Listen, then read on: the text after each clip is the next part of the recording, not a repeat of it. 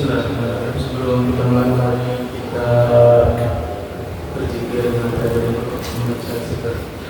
Astagfirullahaladzim, astagfirullahaladzim, astagfirullahaladzim, astagfirullahaladzim, astagfirullahaladzim, astagfirullahaladzim, astagfirullahaladzim, astagfirullahaladzim, astagfirullahaladzim, astagfirullahaladzim, astagfirullahaladzim. Allahumma salli ala sayyidina Muhammadin salatan tunjina min jami'il amwali wal afat wa taqina biha jami'al hajat wa tutahhiruna biha min jami'is sayyi'at wa tarfa'una biha indaka 'ala darajat wa tuballighuna biha aqsal ghayat min jami'il khayrati fil hayati wa ba'da. Allahumma salli ala sayyidina Muhammadin salatan tunjina biha min jami'il amwali wal afat وتقضي لنا بها جميع الحاجات وتطهرنا بها من جميع السيئات وترفعنا بها عندك على درجات وتبلغنا بها أقصى الغايات من جميع الخيرات في الحياة وبعد الموت. اللهم صل على سيدنا محمد صلاة تنجينا بها من جميع الأموال والآفات وتقضي لنا بها جميع الحاجات وتطهرنا بها من جميع السيئات وترفعنا بها إنك على درجات وتبلغنا بها أقصى الغايات من جميع الخيرات في الحياة وبعد الموت. اللهم اغفر لي ولوالدي وارحمهما كما ربياني صغيرا. اللهم اغفر لي ولوالدي وارحمهما كما ربياني صغيرا.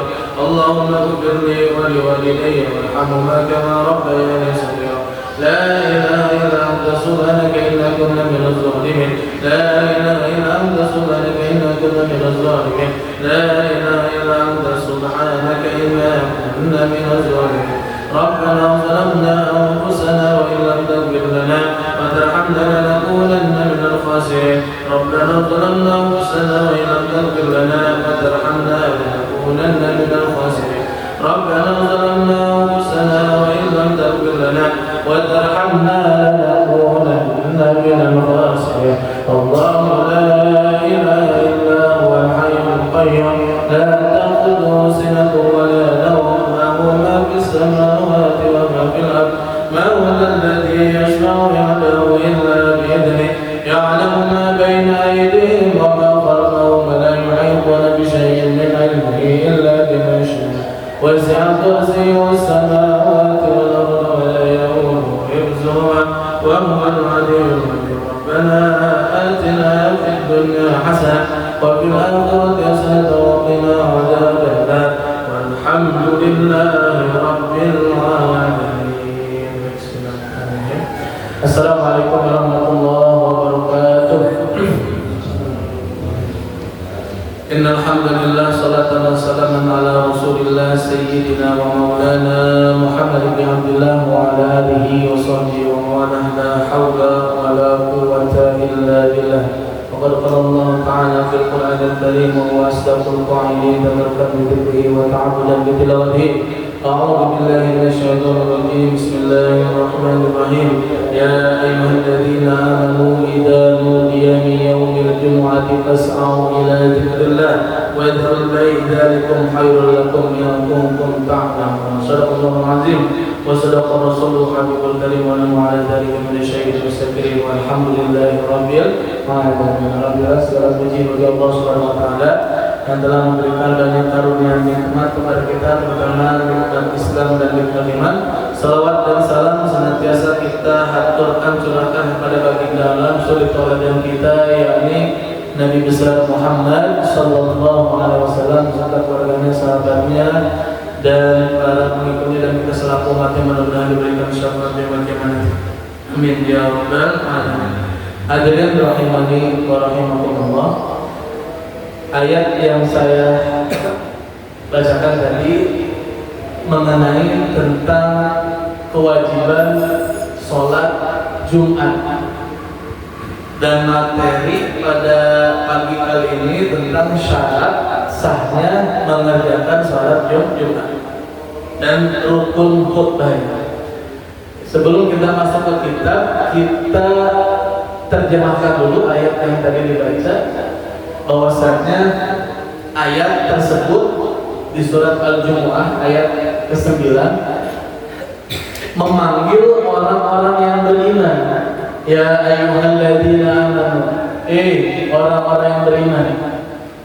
Idza nudiya lis-sholati, jika telah dikumandangkan atau diseru untuk sholat.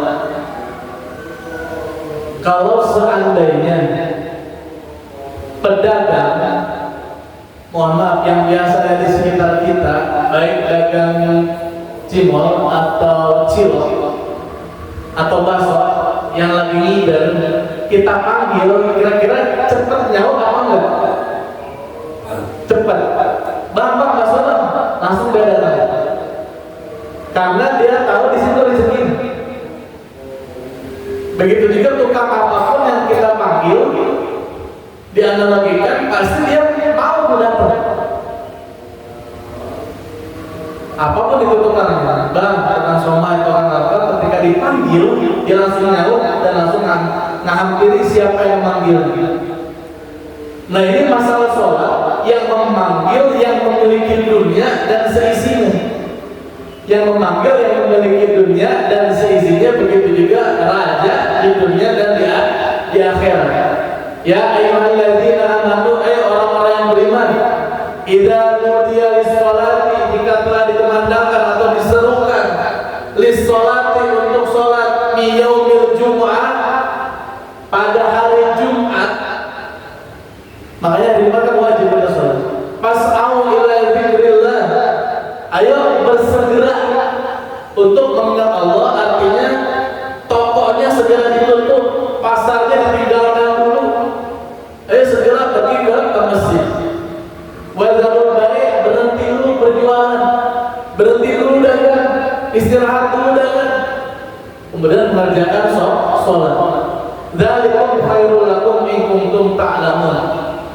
Itu lebih baik jika kalian semua mengetahui.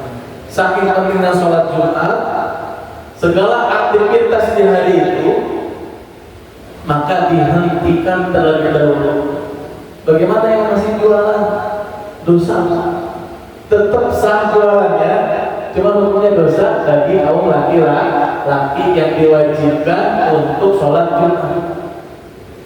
Di pasar lagi rame enak, udah ada panggilan atau biasa sholawat dulu atau informasi dulu bahwasanya kita bentar lagi 1 jam atau setengah jam lagi menuju sholat Jumat, ayo segera masuk ke masjid, pergi ke masjid. Ternyata dihiraukan, tidak didengar, dibiarin aja, lanjut dagang, lanjut main, lanjut bisnis. Maka bisnis dagang kerjaan tersebut tidak berkah dan dosa di hadapan Allah Subhanahu wa Ta'ala. Pas awal dzikrillah, kata ulama, bersegera-segera untuk pergi ke masjid untuk menyambut panggilan Allah. Itu benar-benar waktunya terjaga, minimal sejam, paling minimalnya lagi setengah jam, maksimal sejam. Kita udah siap-siap, udah rapi sholat Jumat. Sebagaimana mohon maaf tukang dagang saja dipanggil, pasti langsung nyamperin punya siapa yang manggil. Nah ini Tuhan kita, Allah Subhanahu Wa Taala menginginkan hambanya hanya di hari Jumat yang diwajibkan untuk sholat berjamaah di masjid atau di lapangan luas, di mana saja. Di sholat di masjid boleh, sholat Jumat. Sholat yang lainnya gak diwajibkan berjamaah, cuma sunnatul muakkadah, sunnah yang dikukuhkan. Nah itu sholat Jumat seminggu sekali, sepekan sekali kita usahakan sebelum azan berkumandang kita sudah di masjid. Kita sudah banyak zikirnya, banyak sholawatnya, karena sunnah di hari Jumat banyak baca sholawat dan juga membaca surat Al-Kahfi. Siapa yang membaca surat Al-Kahfi di hari Jumat maka dia terjaga sampai Jumat kemudian. Seandainya dia meninggal di hari Kamisnya atau di hari Rabunya atau di hari Sabtunya meninggal sudah baca Al-Kahfi, maka dia termasuk tanda mendapatkan husnul khotimah. Karena sabdanya Nabi, siapa yang merutinkan membaca Al-Kahfi di hari Jumat, dia baca terus, ternyata di hari Sabtu atau Minggu meninggal, insyaallah itu tandanya dia mati dalam keadaan husnul khotimah karena sudah mengamalkan anjuran sunnah dari Nabi Muhammad SAW. wassalam. Dan Jumat itu sinergi yang harus paling penting, Pak. Di masjid Jumatan jangan sampai satu sama lain tidak kenal, terutama yang satu kampung itu yang berdekatan rumahnya dekat masjid tidak kenal namanya. Jangan sampai kita kenal, salaman, kenalan. Boleh di hari Jumat itu momentum silaturahmi sambil kenalan. Tidak hanya sekedar datang Jumat dengan khotib, sholat pulang, nggak ada bekasnya, jangan sampai. Kemudian banyak di masjid-masjid terutama di kota Bogor. Apalagi saya yang suka sholat di Hamzah itu sering disuruh karena kerjanya dekat sini. Asli itu Jumat sudah ada box makanan, bagi-bagi makanan. Karena khairul ayyam yaumul Jum'ah, sebaik-baiknya hari adalah hari Jumat. Maka di hari Jumat itu kita maksimalkan amal terbaik kita. Paling puncaknya Sayyidul Ayyam, padukannya hari adalah hari Jumat. Maka daripada itu maksimalkan di hari Jumat. Berbagi di hari amal pun boleh, di hari Jumat jangan sampai kalah dengan hari lain. Hari Senin Selasa berbagi, Jumat gak berbagi, jangan. Jadi harus diutamakan hari Jumat karena sebaik-baiknya hari. Begitu juga amal yang paling baik ada Jumat, kewajiban di masjid atau di tempat luas berjamaah. Sedangkan sholat lain tidak wajib, tapi hukumnya sunnatun muakkadah, difokuskan sunat.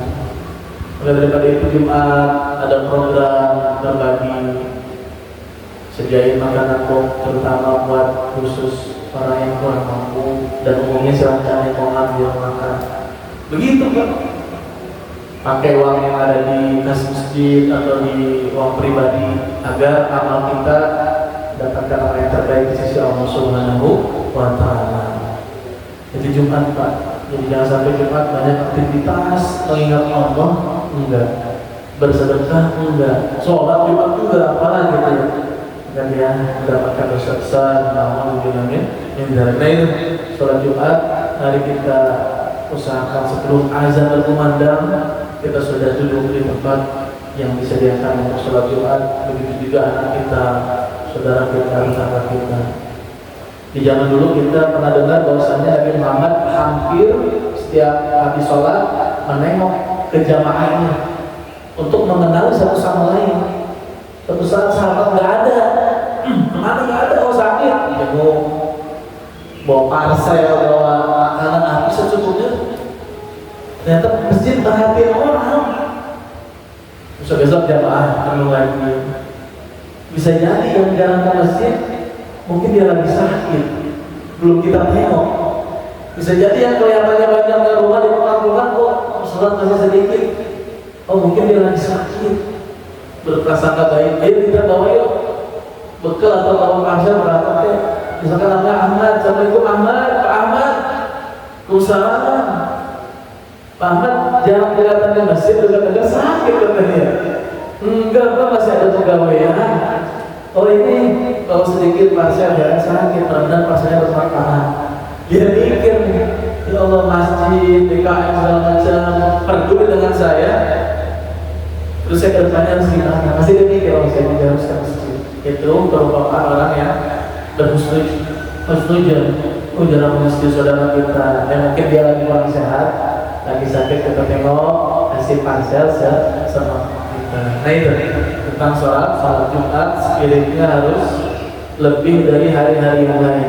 Diusahakan kita banyak baca sholawat, kemudian dibaca surat Al-Kahfi. Boleh nyicil Pak, subuhnya misalnya hari Jumat nih, subuhnya 20 ayat, siangnya berapa ayat, sorenya berapa ayat. Gak langsung dihatam, gak langsung diberesin. Pada waktu itu gak apa-apa nyicil sampai 6 ayat, sampai sebelum maghrib harus sudah beres. Kalau nggak baca, gimana Pak Ustaz? Ya nggak apa-apa. Cuma kan utamanya dibaca. Itu aja. Mudah-mudahan yang saya sampaikan bermanfaat.